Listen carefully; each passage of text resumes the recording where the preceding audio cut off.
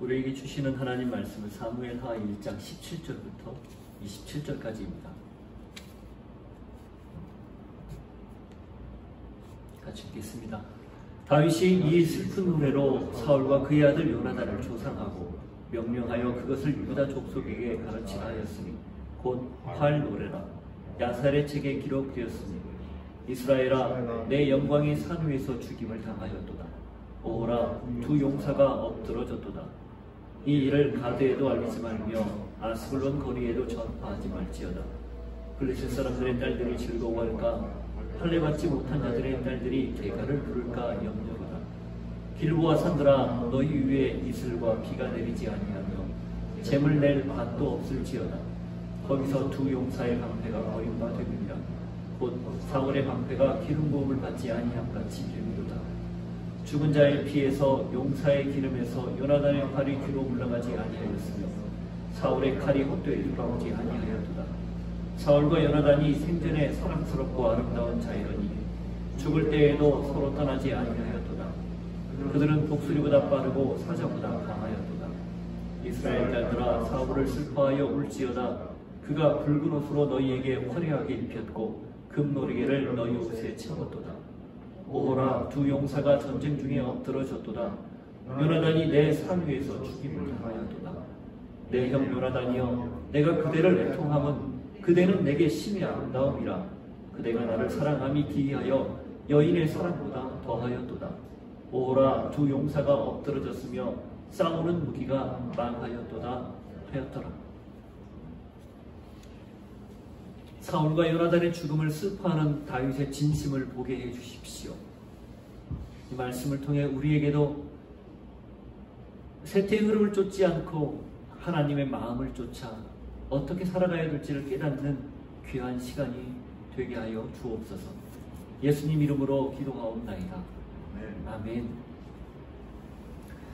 사울과 또 그 아들들의 죽음, 또 길보아 산에서의 전투의 패배로 말미암아 한 시대가 저물었습니다. 이제 다윗과 더불어 펼쳐질 새로운 시대가 오고 있습니다. 과거를 부인하거나 밟고 서지 않으면 현재를 유지하기가 쉽지 않은 게 권력의 속성입니다.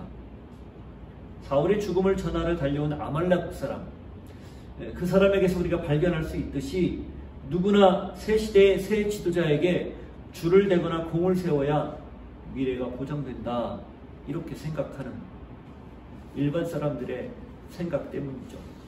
이게 인간이 살아온 역사고 사람들이 말하는 처세술.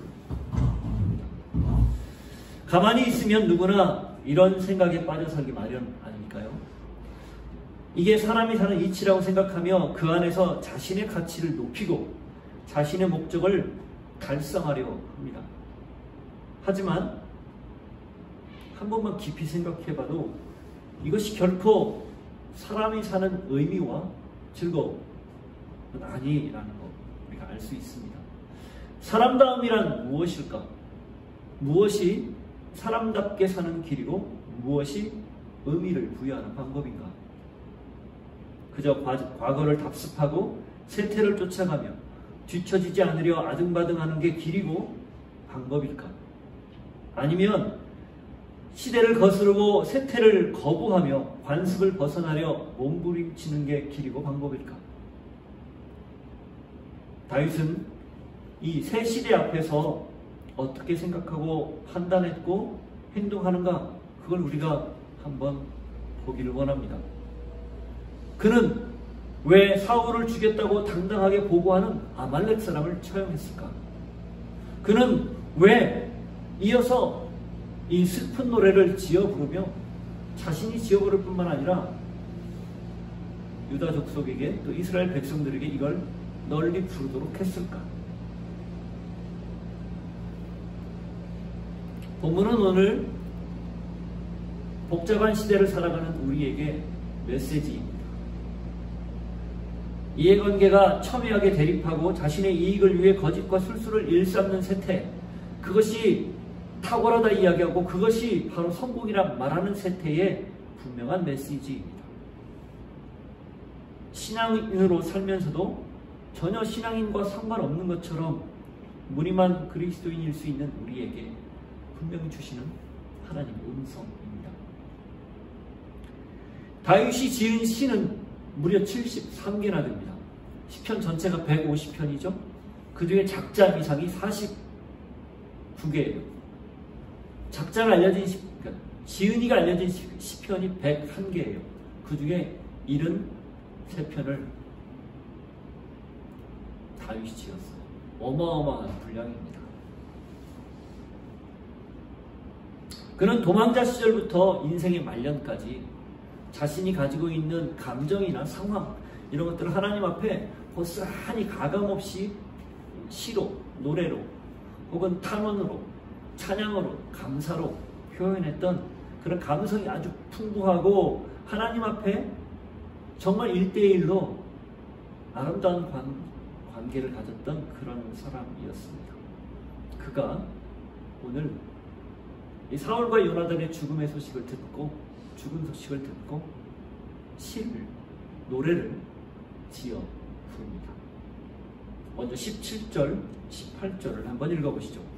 다윗이 이 슬픈 노래로 사울과 그의 아들 요나단을 조상하고 명령하여 그것을 유다 족속에게 가르치라 하였으니 곧 활노래라. 야살의 책에 기록되었습니다. 이 17절 원문을 보면요, 조상하다라는 말, 그러니까 애도했다 그 말이 맨 처음에 나옵니다. 와우 계속용법 여러분 계속해서 들었죠? 앞에 사건을 이어서 아주 급박하게 사건을 전개하거나 연관성이 강조될 때, 있을 때 그 와우라는 엔드라는 접속사를 반복해서 동사와 함께 사용하면서 아주 드라마틱하게 다이내믹하게 표현하는 그런 용법 중에 하나예요. 히브리 문법 중에 그 용법을 써서 이 직전에 있었던 아말렉 사람을 처형한 사건에 바로 연이어 이 노래를 지어 불렀다. 애도를 표하면서 이렇게 되어 있는 거죠. 그래서 원문을 직역을 해보면 이렇게 돼요. 그리고 통곡했다. 다윗이 통곡하는 노래로 사울과 그의 아들 요나단을, 이렇게 되어 있습니다. 우리말 어법하고 좀 다르죠. 그러니까 지금 이 사무엘서 기자가 강조하고자 하는 핵심은 뭐냐면 다윗이 애곡했다, 애도했다라는 것을 지금 강조하는 거예요. 이 조상하다라는 말, 애도하다라는 말보다 오히려 통곡하다라는 말이 훨씬 알맞는 해석이에요. 그러니 이 두 용사의 죽음 소식을 듣고 다윗이 굉장히 지금 많이 슬픔에 잠겼다라는 것을 알 수 있습니다. 그 앞에 보면 옷을 찢고 그리고 저녁까지 금식을 했었죠. 그리고 아말렉 사람을 처형했고 그리고 바로 이어서 그때 그 감정을 속이지 않게, 감추지 않고 그대로 드러내는 거예요. 그가 아말렉 사람을 죽이면서 했던 말이 너가 여호와의 기름 부음 받은 자를 죽이는 걸 두려워하지 않았다. 여호와의 기름 부음 받은 자를 함부로 죽였다라는 게 그를 처형하는 죄목이었습니다.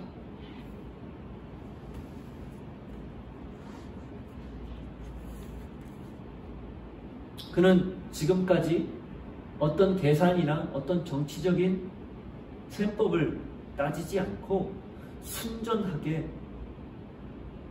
사울과 요나단의 죽음을 애도하고 있는 거예요. 지금까지 해오던 대로 한 거죠. 하나님의 권위를 인정하는 사람이었고 순종하는 사람이었던 거죠. 이 통곡하는 노래, 애가 슬픈 노래를 지어 부른 것도 같은 맥락입니다. 그 어떤 의도도 정치적 계산도 깔려있지 않습니다. 어떤 사람들은 다윗이 고도의 정치적인 기술을 발휘해서 많은 수를 생각해서 이 노래를 지어 불렀다, 그리고 아말렉 사람을 처형했다, 이렇게 말할지 모르지만 아니에요. 지금까지 다윗이 해왔던 행동을 보고 또 이 다음에 다윗 집안과 이 사울 집안 사이에 내전이 벌어졌을 때 그 7년간의 긴 시간을 그 사울 집안 사람들을 대하는 모습을 보면 다윗의 마음은 늘 본심이었고 진심이었습니다. 사울과 했던 약속을 기억하고 있었고 요나단과 했던 약속을 기억하고 있었기에 가급적이면 그들을 피 흘리지 않고 보호하고 섬기기 위해서 애를 썼던 것이죠. 자, 그렇게 해서 자기가 이 노래를 지어서 불렀을 뿐 아니라 그걸 유다 족속에게 가르치라 명령을 합니다. 그리고 야살의 책이라는, 이 야살이라는 말이요, 정의 혹은 정직 이런 뜻이거든요. 이 야살의 책은 여호수아 10장 13절에도 야살의 책이라는 표현이 나오는데, 이스라엘 고대로부터 내려오는 전승들을 모아놓은 좋은 귀감이나 아름다운 글이나 혹은 교훈적인 글을 모아놓은 책으로 여깁니다. 당연히 지금 우리 손에는 없죠. 전달은 안 돼 있지만 이 성경의 곳곳의 기록에 이 야살의 책이라는 표현을 통해서 모세가 썼던 책뿐만 아니라 이렇게 전승으로 내려온 것들이 따로 모아져 있었다는 걸 알 수 있는데, 거기에도 기록을 하게 해요. 이 야살의 책의 목적은 후대에 이걸 교훈으로 남기기 위한 목적이 강합니다. 거기에도 기록하게 했다는 거예요. 그 말은 무슨 뜻일까요? 지금 유다 지파, 다윗이 속한 지파죠. 그 지파가 사울 지파와 이제 적을 지고 사울 왕가의 왕통을 거부하고 새로운 다윗 왕가의 왕통이 세워져야 되는 그런 상황이에요. 그런데 그 주도권이 지금 다윗에게로 넘어왔거든요. 이미 기름 부음도 받았고 신망도 두텁고 전쟁이나 이런 모든 것에서 능력을 출중하게 발휘하는 다윗이 다음 왕이 될 것이 자명해요. 그랬을 때 이 유다 지파에게 그 권력을 손에 넣었다고, 그 주도권을 붙잡았다고 함부로 나대지 말라, 그 이야기를 하는 거예요. 그 경고를 보내는 거죠. 이 모든 것이 나의 능력도 아니고 유다 지파의 능력도 아니고 어디에 달려있다? 하나님의 섭리에 달려있었기에, 그래서 하나님이 나를 가장 무명한 자처럼 있을 때 아버지조차 잊혀진 그런 사람으로 베들레헴 그 시골에 양치는 목자로 있을 때 나를 불러서 하나님이 기름을 부으셨고 지금까지 인도해 오셨듯이, 역시 이 모든 것도 하나님의 섭리다. 우리의 능력이나 우리의 힘으로 이렇게 기회를 붙잡은 게 아니니 자중해라, 그런 메시지일 셈입니다. 하나님의 뜻에 따라 나라를 세우는 것이니 그 무엇도 된 것이냐 착각하지 말아라. 여러분, 다윗이 이후에도 보면 약점들이 많아요. 사실은 도망자 시절에도 여러 약점들이 노출됐었죠. 하나님을 전적으로 의지하다가 갑자기 블레셋으로 망명도 하고, 그래서 그 중간에 끼어서 어쩌면 동족 상잔의 비극을 겪을 수도 있었던 그런 상황에 처하기도 하고, 그리고 이후에 보면 다윗이 또 여러 실수들을 해요. 그런데 다윗에 대한 총평이 사도행전에 나와요. 그 총평에서 다윗에 대해서 뭐라 말합니까? 하나님의 마음에 쏙 드는 사람이다, 그렇게 표현을 하죠. 왜 그랬을까요? 바로 이런 점 때문이에요. 하나님 앞에 겸손하게 언제나 이 모든 것이 하나님께서 주신 은혜라는 것을 잊지 않고, 내가 지나온 모든 세월이 하나님의 은혜 안에서 벌어진 일이라는 것을 한시도 잊지 않고 하나님 앞에 겸손했기 때문에 그를 마음에 쏙 드는 합한 자라고 총평하는 거예요. 하나님의 권위와 역사, 뜻과 섭리를 온전히 이해하고 받아들였고 절대적으로 순종한 사람이었다는 거예요. 시대의 흐름을 쫓지 않았고 사람들이 흔히 말하는 관습이나 이치나 세태를 쫓지 않았다는 거예요. 오히려 그런 순간이 쫓아올 때마다 하나님의 말씀을 쫓고 하나님의 마음을 따랐던 것. 사울을 2번씩이나 살려주고, 또 시글락에 망명해 있을 때도 유다 남방을 약탈한다고 말은 했지만 사실은 아말렉 같은 대대로 이스라엘과 대적이었던 족속들을 점령하거나 침범하는, 그래서 유다나 이스라엘에게 도움을 주는, 간접적으로 도움을 주는 그런 일들을 해왔던 것도 다 같은 맥락이에요. 처세술로 자기를 살리려고 자기와 함께하는 600명의 무리들을 살려내려고 그렇게 하지 않고 늘 하나님의 뜻만 쫓고 하나님에게 모든 것들을 맞추고 살았기에 그의 마음에 합했다. 하나님의 마음에 합했다. 그런 이야기를 듣는 거예요. 요나단의 죽음에 대해서 슬퍼하는 것 어쩌면 당연해요. 친구였고 형이었고 그의 무한한 사랑을 받았기에. 그러나 정적이었던 사울의 죽음 앞에서도 진실로 슬퍼할 수 있을까? 그게 다윗의 모습이었다는 거예요. 그렇게 슬퍼하는 거예요. 그는 사람들이 생각하는 대로 생각하지 않고 사람들이 가는 대로 다 그게 길이라고 가지 않았고 사람들이 주장하거나 요구하는 대로 살지 않았다는 거예요. 세태의 흐름을 쫓지 않았다는 겁니다. 하나님의 뜻에 따라 하나님이 기뻐하는 것들을 늘 선택하고 쫓아가려고 몸부림을 쳤기에 그가 오늘 우리에게 요 슬픈 노래를 지어 부른 사건으로 도전하고 있는 거예요. 이거 자체가 메시지 인생입니다.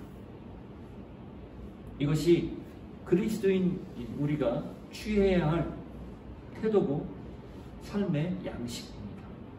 거대한 조류 앞이라 해도 그것이 그릇된 길로 흐른다면 모두가 옳다 말한다 해도 그것이 바르지 않는 걸 이야기하는 것이라면 우리는 당당하게 아니 단호하게 아니요 라고 말해야 합니다.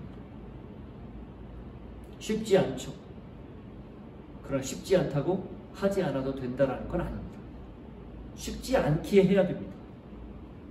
계산하지 말고 구밀복검 여기에는 달콤한 말을 하지만 마음속에는 검을 품고 있는 것 같은 그런 이중적인 태도 취하지 않고 우직하게 정직하게 하나님의 뜻에 맞게 그렇게 사는 것, 이게 그리스도인의 모습이라는 거예요.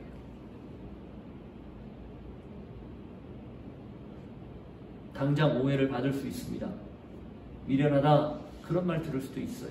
뒤처질 수도 있고 탈락할 수도 있고 팽당할 수도 있습니다. 괜찮아요. 하나님이 보고 계시고 하나님이 그걸 인정하고 있다면 오히려 그 순간 그렇게 모멸감을 느낄 수도 있고 패배감을 느낄 수도 있는 것, 그것이 지나고 나면 하나님이 결국 그렇게 진실되게 한결같이 사는 사람을 들어 세울 것 아니겠습니까? 하나님이 원하는 길이기에 하나님의 뜻이기에 하나님이 기뻐하는 유일한 방법이기에 우리 모두 기꺼이 순종합시다. 다윗과 같은 태도를 가지고 삽시다. 세태의 흐름을 쫓지 맙시다. 하나님의 말씀을 붙들고 그 말씀에 따라 삽시다. 이것이 2022년 이 1월에 우리에게 주시는 하나님의 또 다른 메시지입니다. 저는 여러분들이 그렇게 여러분의 삶에 펼쳐진 수많은 난관들을 당당하게 넘어갈 수 있는 복된 사람들 될 수 있기를 주님의 이름으로 도전합니다. 자, 그렇게 해서 애가를 지어 부른 목적과 이유를 우리가 봤어요. 그런데 이 내용에 진심으로 사울과 요나단의 죽음을 슬퍼하고 아파하는 표현들이 다 배어 있습니다. 자, 먼저 다윗이 이 두 사람을 이스라엘의 영광이라고 부릅니다. 19절 한번 보십시오. 이스라엘아, 내 영광이 산 위에서 죽임을 당하였도다. 오호라, 두 용사가 엎드러졌도다. 이 다윗이 사울과 요나단을 이스라엘의 영광이라고 부르는 걸 주목하십시오. 사실 사울의 치세 기간이 그렇게 영예롭지 않았어요. 영광스럽지 않았어요. 사울의 치세가 40년이었는데 다윗이 사울이 죽기 전 13년, 한 15년 전에 기름 부음을 받았다고 추정을 합니다. 도망자 생활을 13년 혹은 15년을 한 거죠. 그럼 다윗의 나이가 그때 15세에서 17세 사이예요. 그러면 하나님이 사무엘을 통해서 다윗에게 기름 부을 때가 사울 치세 25년에서 27년 사이였다는 걸 알 수 있어요. 전체 40년 중에. 초창기에는 사울도 통치를 제법 잘 했어요. 전쟁에서도 승리하고 하나님의 뜻에 따라 했는데 이것이 비틀어지기 시작한 것이 14장, 15장, 16장에 13, 14, 15장에 연거푸 나타나는 사울의 연이은 실수였어요. 대표적인 예가 제사를 자기 마음대로 드렸던 것이었고 아말렉을 진멸하라고 했는데 그렇지 않았던 것. 이 두 가지가 대표적이었어요. 그리고 뒤에 가서는 엔돌에 접신했던 여인을 만나서 죽은 사무엘을 불어올리는 초혼, 이런 하나님이 지극히 싫어하는 일까지 했었죠. 이게 대부분 치세 중후반기에 일어났던 일이에요. 잘했단 말이에요, 처음에는. 그런데 그 중후반기에 실수를 연거푸하자 하나님이 그를 버리기로 작정하고 다윗을 선택해서 기름을 부은 거 아니겠습니까? 그런데 여기서 우리가 생각할 것, 만일에 하나님이 그렇게 다윗에게 기름을 부었다, 그러면 사울에게는 메시지 아니에요. 아, 내가 잘못했기 때문에 하나님이 내 아들에게 왕위를 물려주지 않고 새로운 왕조를 시작하는구나 라고 깨우치고, 만일에 거기에서 돌이켰더라면 하나님의 뜻은 바뀌지 않을 거예요. 그러나 적어도 사울이 남은 자신의 치세기간 13년에서 15년을 그렇게 다윗 한 명 쫓으려고 허송세월을 하지 않았을 거란 말이죠. 우리가 짐작할 수 있어요. 다윗 쫓느라고 모든 정치력을 동원하고 모든 것들을 다 했기 때문에 그에게 무슨 일이 벌어졌을까요? 나라에 무슨 일이 벌어졌을까요? 영광스럽지 않은 일들이 민생과 백성들의 삶은 굉장히 어려운 일들이 벌어졌을 거라는 거 짐작할 수 있는 거 아니겠습니까? 그런데 다윗이 그걸 영광스럽다 그렇게 표현하고 있어요. 재위 기간의 3분의 1을 허비했는데도 다윗은 높이 평가하는 거예요. 그가 사울의 죽음을 얼마나 진심으로 슬퍼했는지를 엿볼 수 있는 표현입니다. 이어지는 내용을 보면 다윗의 진심이 어느 정도인지 더 분명합니다. 20절 한번 읽어보시겠어요? 이 일을 가드에도 알리지 말며 아스글론 거리에도 전파하지 말지어다. 블레셋 사람들의 딸들이 즐거워할까? 할례받지 못한 자들의 자의 딸들이 개가를 부를까 염려로다. 자, 이 20절은요, 우리말로 보면, 우리말에도 약간 운율도 있고 표현들이 조금 이렇게 비슷하게 뭔가를 맞춘 듯한 느낌이 들어요. 그런데 이게 히브리어 원문을 보잖아요. 언어 유희와 음가, 비슷한 음가를 정확하게 머리에, 꼬리에 다 사용을 해서 딱 보면 시각적으로 요게 소위 말하는 언어 유희를 정확하게 맞추고 앞에 두 운을 맞추고 끝에 모든 것들을 맞췄다는 걸 알 수가 있습니다. 눈으로 봐도 그렇고 귀로 들어도 그래요. 이 일을 가드에도 고하지 말며, 이 표현, 그리고 아스글론 거리에도 전파하지 말지어다, 이 두 개가 같은 한 단락이에요. 근데 원문을 보면 앞부분에 알 타키투 이렇게 썼어요. 그리고 알 테마세로 이렇게 썼어요. 알 타키투, 알 테마세로. 비슷하죠, 느낌이? 그렇게 들으면 아하, 무엇을 이야기하고자 했는지, 뭘 강조하고자 했는지를 명확하게 알 수 있는 거죠. 그 두 번째 구절은 블레셋 사람의 딸들이 즐거워할까? 할례받지 못한 자들의 딸들이 개가를 부를까? 이 표현이 나오죠. 그것도 보면 펜 티스마호나 이렇게 되어 있고요. 또 펜 탈로제나 이렇게 되어 있어요. 펜 티스, 펜 탈. 그래서 이걸 세번역 성경은 조금 가깝게 번역을 했는데 제가 한번 읽어볼게요. 세번역 성경. 이 소식이 가드에 전해지지 않게 하여라. 이 소식이 아스글론의 모든 거리에도 전해지지 않게 하여라. 이 소식이 전해지다 표현을 같이 썼어요. 그 다음 뒷부분에 보면 블레셋 사람의 딸들이 듣고서 기뻐할라. 저 할례받지 못한 자들의 딸들이 환호성을 올릴라. 이렇게 돼 있어요. 짧은 구절인데 이 안에 다양한 기법을 이용해서 두 용사의 죽음을 슬퍼할 뿐만 아니라 하나님의 사람이 수치를 당하지 않게 하려는 다윗의 진심이 다 드러나는 거예요.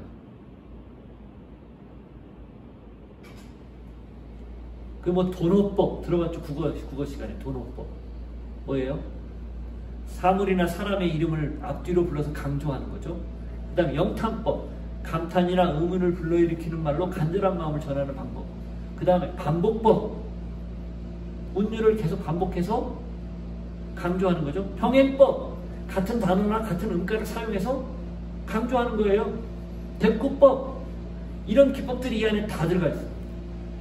다윗이 이 73개의 시편을 썼는데, 그래서 학자들에 의하면요, 요 애가, 이 지어부른 애가가 굉장히 탁월한 문학적인 아주 고도로 치밀하게 계산된 그런 시 중에 하나라고 평가합니다. 시편에 나와 있는 그 어떤 시보다도. 근데 그걸 언제 불렀어요?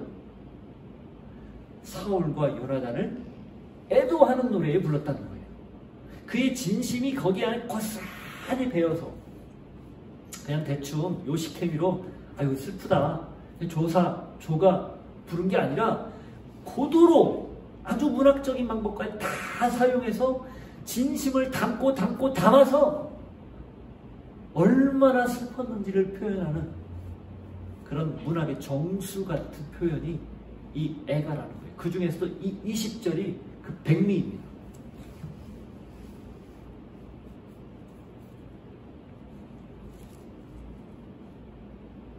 사울의 죽음이 알려지지 않게 하라.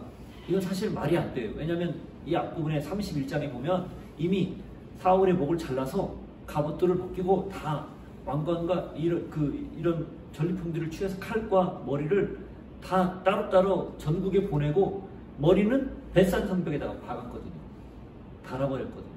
그러니 이미 이 블레스 사람들이 사울의 죽음과 이 전쟁에 승리했다는 사실을 다 알고 있어요. 그럼에도 불구하고 이렇게 지어 부르는 것은 그만큼 다윗이 죽은 이후에까지 사울의 이름, 그 명예, 그것에 신경을 쓰고 그가 불명예스럽게 사람들 앞에 그렇게 하찮게 취급받는 걸 싫어했다는 것을 볼 수 있는 대목이에요.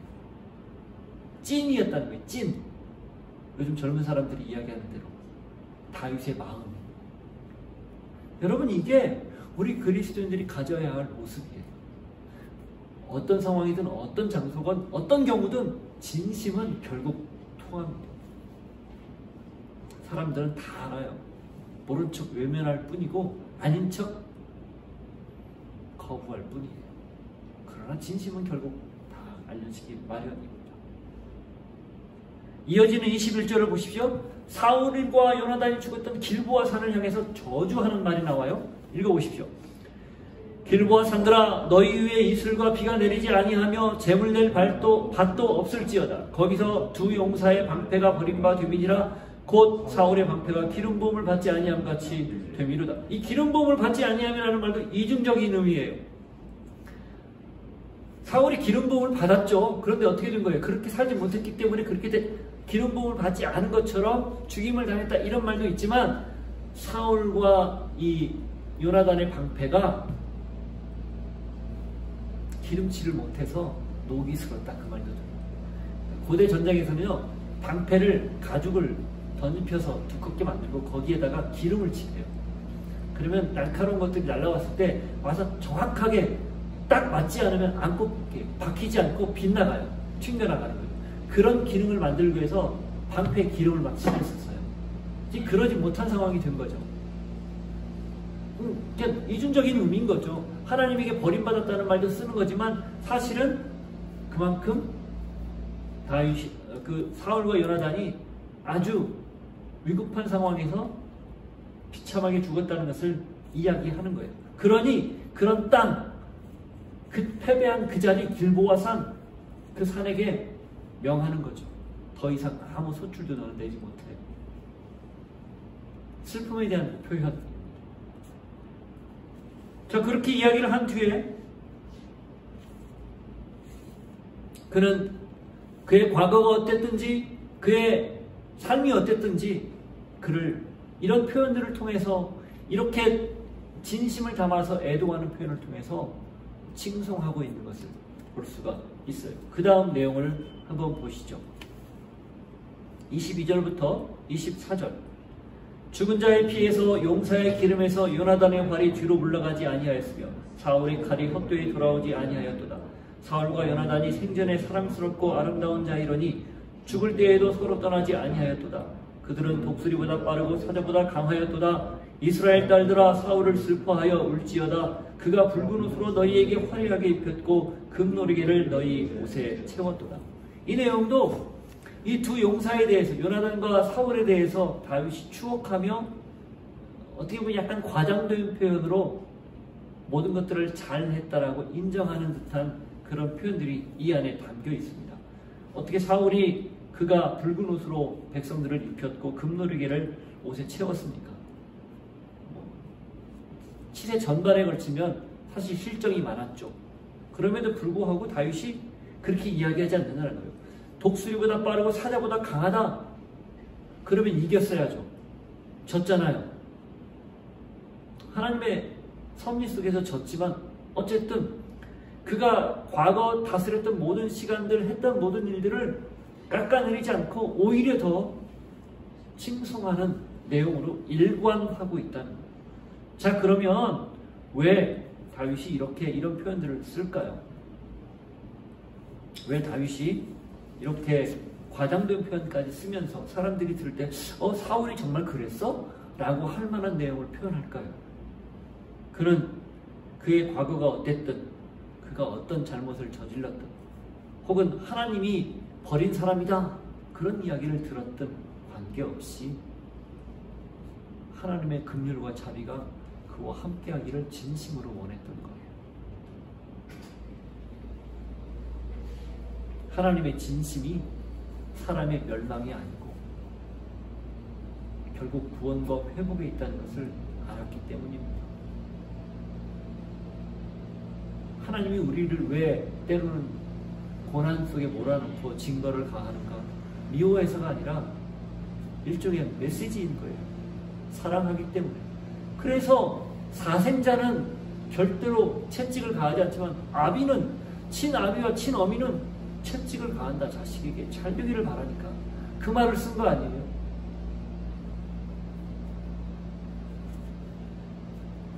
다윗이 그걸 알았어요. 그러니 그는 그의 객관적인 업적, 사람들이 평가하는 내용 관심 없어요. 하나님의 뜻과 하나님의 마음에 온전히 관심을 쏟았기에 이런 표현을 쓸 수 있는 거예요.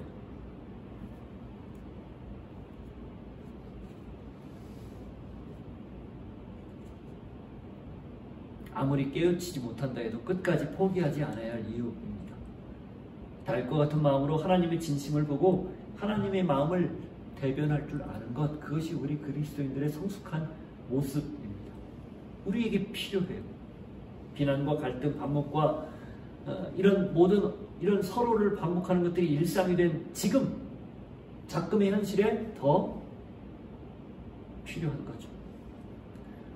그리스도인들은 바로 화해자로 그 직분을 명받았기 때문에 그래요. 고린도후서 5장을 보십시오. 고린도후서 5장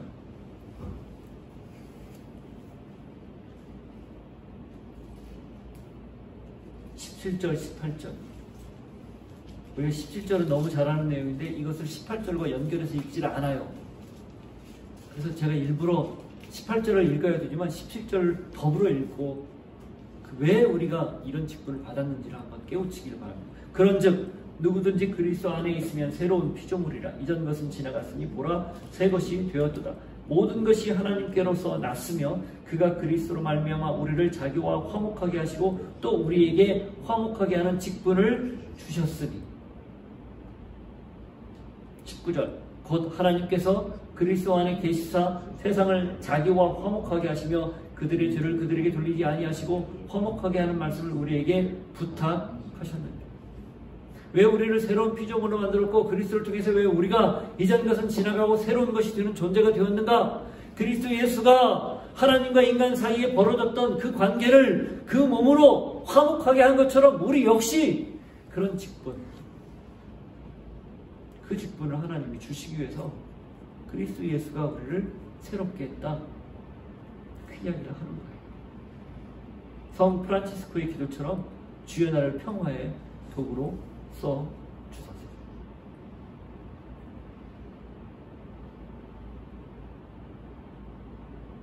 다윗이 바로 그런 마음으로 지금 이 노래를 부르고 있는 겁니다.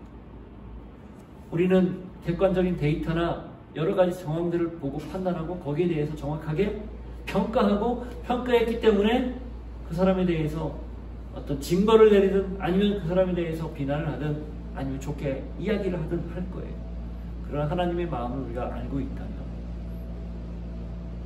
그것만이 전부는 아니라는 겁니다. 하나님의 마음으로 그 영혼 내면에 있는 아픔과 어려움들을 보고 동감하고 공감하고 같이 함께 울고 함께 즐거워하는 그런 마음이 필요한 거죠. 그런 우리가 되기를 바랍니다. 우리가 됩시다. 그런 사람들이 됩시다.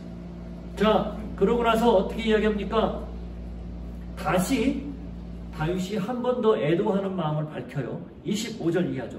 오호라, 두 용사가 전쟁 중에 엎드러졌도다. 요나단이 내 산 위에서 죽임을 당하였도다. 내 형 요나단이여, 내가 그대를 애통함은 그대는 내게 심히 아름다움이라. 그대가 나를 사랑함이 기이하여 여인의 사랑보다 더하였도다. 오호라, 두 용사가 엎드러졌으며 싸우는 무기가 망하였도다 하였도다. 이 오호라로 시작되는 25절은요, 그 앞에 19절부터 시작되는 오호라 두 용사가 엎드러졌도다, 이것과 전체로 봤을 때 수미상관법이라고 하는 똑같은 표현을 앞뒤로 사용해서 강조하는 그 내용. 그래서 그 사이에 필요한 내용들을 넣는 그런 기법이죠. 그 시작이에요. 그런데 또 이 25절과 27절의 세 구절은요, 25절과 27절이 26절을 앞뒤로 감싸는 구조입니다. 수미상관법이 또 하나 있어요. 그러면서 26절을 강조하는 거예요. 그러니까 25절과 27절 사이에 다윗이 하고자 했던 본심은 26절입니다. 내 형 요나단이여, 내가 그대를 애통하면 그대는 내게 심히 아름다움이라. 그대가 나를 사랑함이 기이하여 여인의 사랑보다 더하였도다. 요게 지금 다윗이 요나단에게 가지고 있는 감정, 마음, 애통하는, 슬퍼하는, 통곡하는 굉장히 중요한 핵심 내용이에요. 사무엘상 18장 1절 한번 보십시오.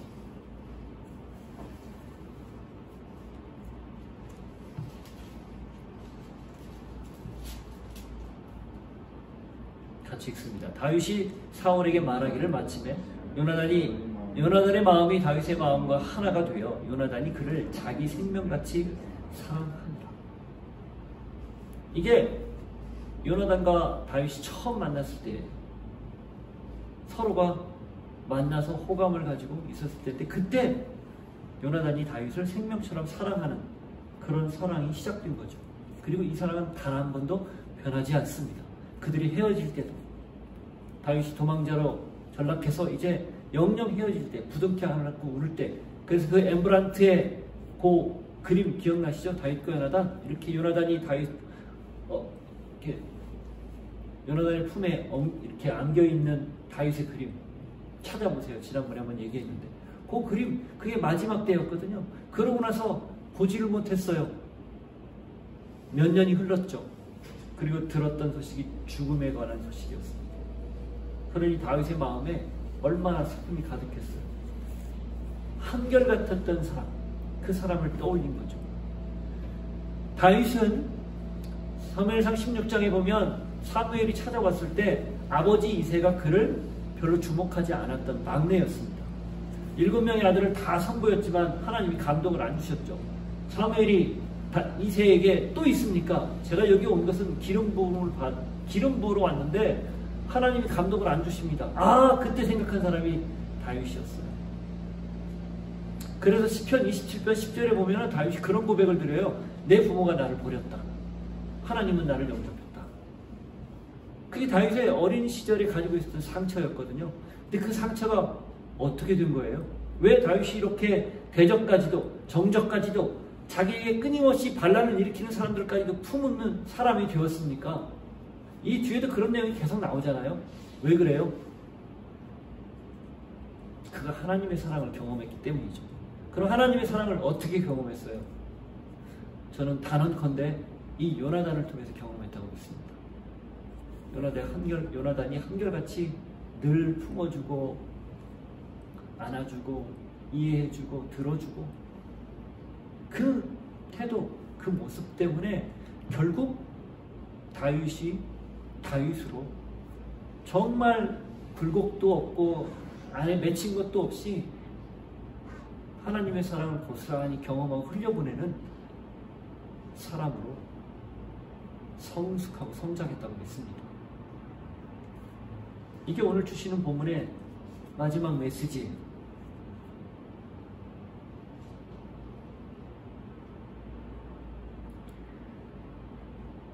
그대가 나를 사랑함이 기하여 여인의 사랑보다 더하였다. 이 여인의 사랑이요, 모성애를 뜻합니다. 한결같이 부어주는 내리사랑, 언제나 품어주는 사랑, 그 사랑으로 나를 받아주었기 때문에 내가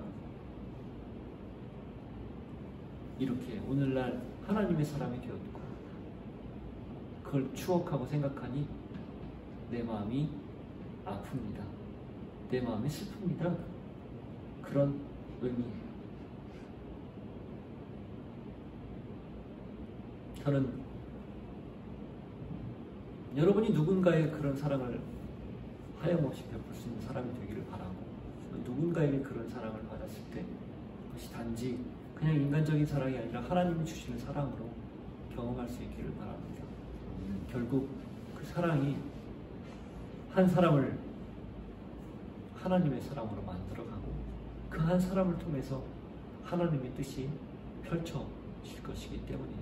여러분이 누군가를 섬기는, 누군가를 품는 그 사랑, 작게 보일지 모르지만 시간이 지나고 조금의 먼 거리에서 그것을 바라보면 그건 어마어마한 위대한 사랑이었다는 것을 기억하길 바라요. 그리고 그걸 위해서 예수님이 이 땅에 오셨고 십자가를 지셨다는 거 잊지 않길 축복합니다. 같이 한번 기도합시다. 이렇게 기도합시다. 하나님, 그렇습니다. 우리는 진심을 다해 누군가를 사랑하고 누군가에게 그 사랑을 경험했기에 우리도 그 사랑을 나눌 줄 아는 그런 사람 되기를 원합니다.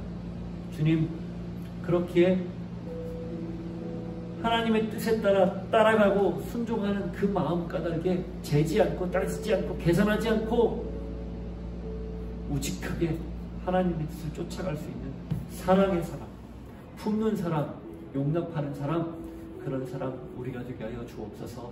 같이 한번 기도하겠습니다. 하나님 감사합니다. 오늘 주신 말씀을 통해서 다윗이 진심으로 지어서 부른 이 애가를 통해, 슬픈 노래를 통해 그 마음을 다 보게 되었습니다.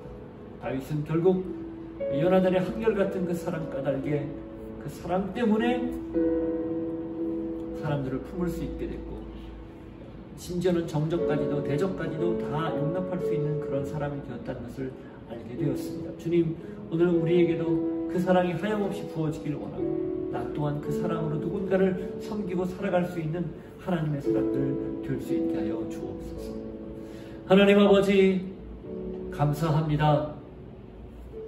세태를 쫓지 않고 하나님의 뜻을 따라갈 수 있는 사랑, 나에게 부어진 사랑을 기억하고 그 받은 사랑 까닭에 누군가를 끊임없이 품고 사랑할 줄 아는 사람, 그 사람으로 오늘 우리가 서서 누군가를 진심으로 위해 기도하고 그의 영혼을 위해 아파하고 하나님께 올려드리는 중보의 사람 모두가 되게 하여 주옵소서. 예수님 이름으로 기도하옵나이다. 아멘. 자리에서 일어서서 함께 찬양합니다. 모든 것이 은혜, 은혜, 은혜, 아름다운 내 삶에 당연한 것 하나도 없었던 것을 모든 것이 은혜, 은혜였소. 모든 것이 은혜, 은혜,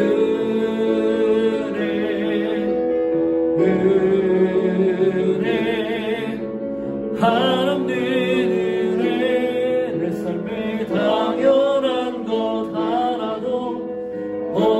어떤 것은 모든 것이 은혜였소.